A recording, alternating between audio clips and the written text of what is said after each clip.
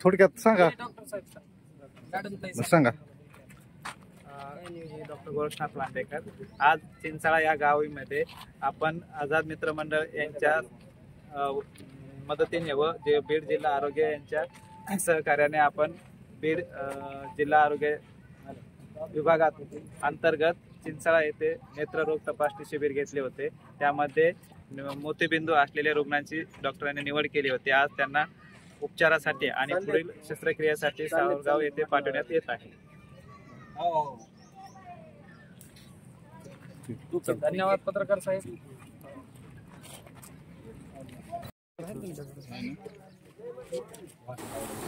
आझाद मित्रमंडळ चिंचाळा यांच्या वतीने उत्कृष्ट असा उपक्रम वृद्धांसाठी राबवलेला आहे. वृद्धांच्या डोळ्याची तपासणी व ज्यांच्या डोळ्यांचं ऑपरेशन करायचं आहे अशांच्यासाठी 3 गाड्याचे आयोजन हे सर्व आझाद मित्रमंडळ चिंचाळा यांच्याकडून हा उपक्रम राबवला जात आहे. खरोखरच कौतुक करावं तेवढं कमीच आहे या आझाद मित्रमंडळाचं, जेणेकरून आजपर्यंत या आझाद मित्रमंडळाच्या माध्यमातून अनेक वेगवेगळे उपक्रम राबवलेले आहेत. आजही ते राबवत आहेत. या टीमचं कौतुक करावं तेवढं कमीच आहे.